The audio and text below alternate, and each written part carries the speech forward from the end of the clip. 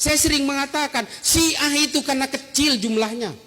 Kalau besar dia akan memberontak juga di negara ini. Satu negara di Iran itu bikin revolusi kok tahun 79. Ini karena kecil aja mereka nggak belagak di sini.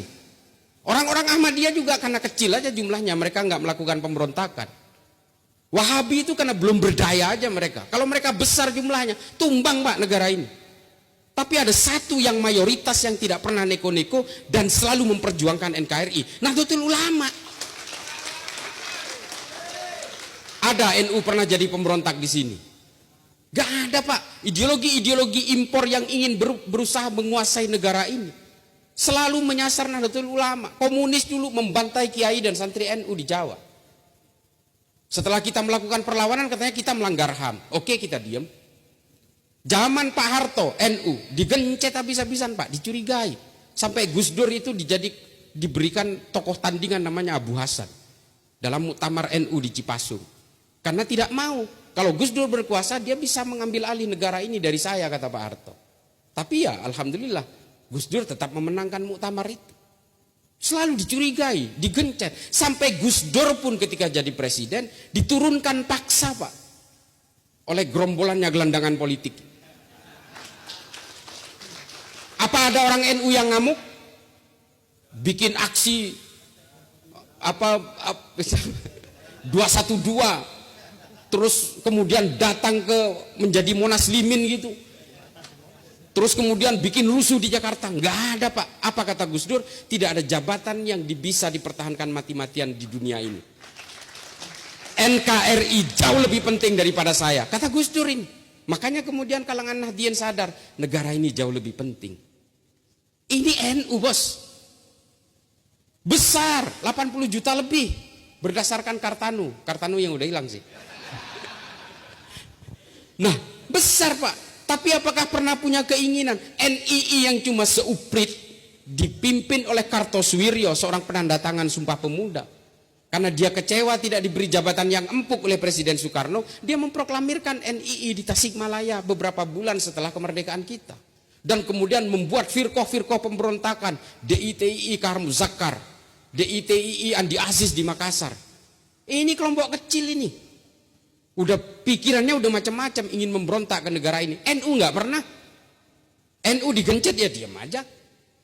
NU hebat, berjaya. Ya enggak juga, enggak sombong-sombong juga.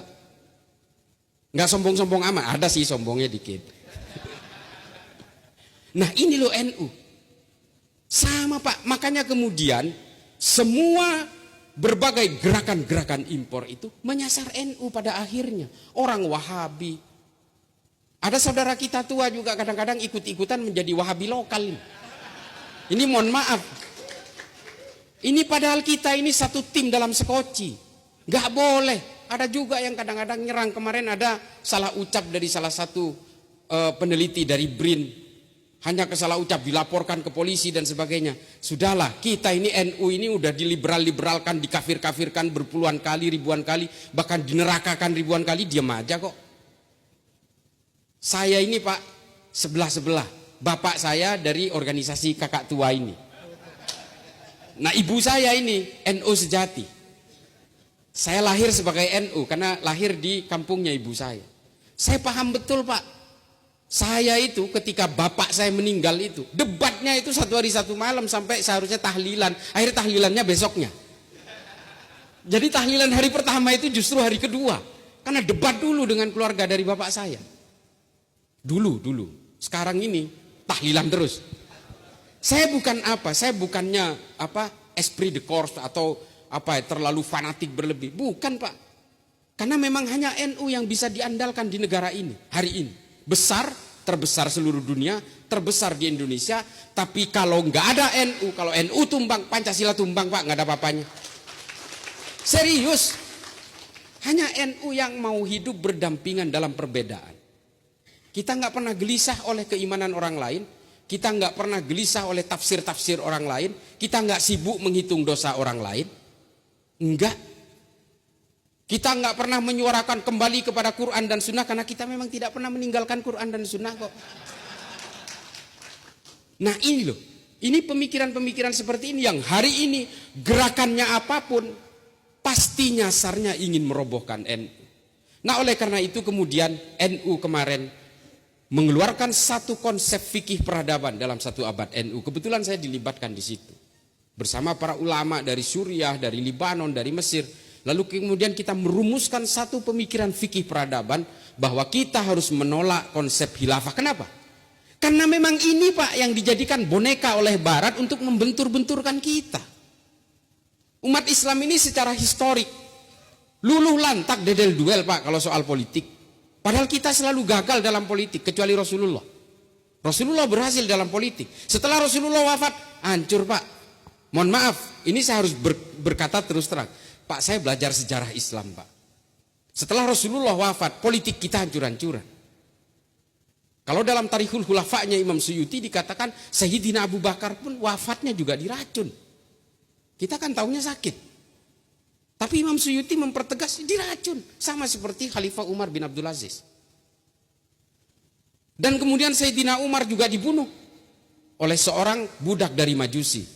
Tapi Al-Mas'udi dalam Murujuz Dhahab mengatakan bahwa konspirasi itu terjadi karena yang berada di belakang budak Majusi ini itu adalah para sahabat juga di Madinah. Tapi nggak pernah diungkapkan. Saya nggak mau mengungkapkan juga. Dan kemudian pembunuhan Sayyidina Utsman dibunuh oleh sesama orang Islam, Sayyidina Ali dibunuh oleh sesama orang Islam, perang Jamal, perang Siffin, perang Hurrah, perang Zab, perang Nahrawan. Ini perang-perang sesama orang Islam. Gara-gara apa? Politik. Sunni, Syiah bermusuhan. Gara-gara politik Pak, sampai sekarang nggak akur-akur. Kalau sudah persoalan politik Pak, umat Islam itu nggak mikir imannya sama, syahadatnya sama, Qurannya sama, nggak mikir Pak. Pokoknya kalau beda orientasi politik, lu musuh gua. Ini Islam ini. Nah peluang ini yang dilihat oleh orang Barat. Lalu orang Barat menciptakan boneka-boneka politik. NU hari ini disasar. Orang NU itu paling senang dengan habaib, menghormati para habaib. Ini ajaran ulama-ulama NU. Peluang ini pun masih dipakai Pak. Menciptakan oknum-oknum habaib untuk menghancur leburkan NU. Menghina ulama NU, menghina Gus Dur dan sebagainya. Ini boneka nih. Makanya saya setuju dengan Kiai Nasih tadi yang mengatakan kita betul-betul memposisikan Ahlul Bait itu sebagai posisi tertinggi. Kita sepakat itu. Karena ini bagaimanapun kita harus membangun kecintaan kepada Rasulullah lewat penghormatan terhadap para dzurriyyahnya. Tapi soal moral lain lagi Pak. Meskipun Habib kalau bajingan aja. Ini mohon maaf Pak, ini persoalan moral manusia. Kalau kita kemudian benci kepada orang yang melakukan penipuan tapi dia Habib, ya kita benci kepada kelakuannya bukan kepada Habibnya. Saya ditipu berkali-kali Pak sama Habib karena saking takdimnya. Wallahi. Batu cincin lah apalah. Dikatakan ini blue sapphire, ahli ini, wallah asli ini. Ternyata beling Pak.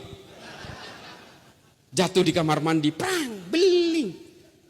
Dari botol.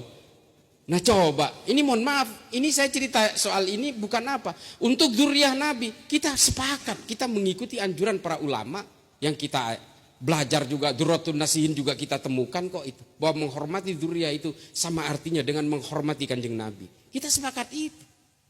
Tapi habaib itu bukan Habib Pak. Habaib itu jamak. Habib ini kan persoalan persorangan, individu. Kelakuannya macam-macam Pak. Kalau ada Habib yang kemudian memperkosa pasiennya di Bekasi sampai 3 orang, sampai hamil 2 orang itu. Kita mau cium tangan. Mohon maaf saya mending cium tangan ke Kiai Nasih aja.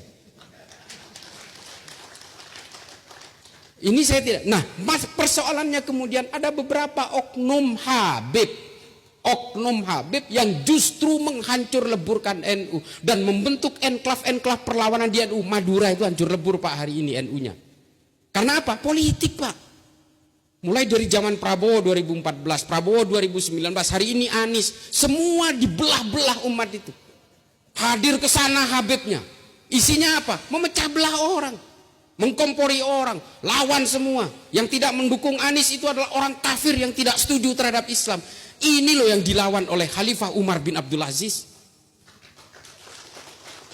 Khalifah Umar bin Abdul Aziz gelisah karena masjid dan majelis keagamaan diisi oleh caci maki terhadap orang lain karena persoalan politik. 60 tahun Pak pada zaman Bani Umayyah. Lalu kemudian Khalifah Umar bin Abdul Aziz membuat keputusan, udah hentikan semua politisasi di masjid dan juga di berbagai jamiah ini. Hentikan semua. Kita nggak boleh lagi menggunakan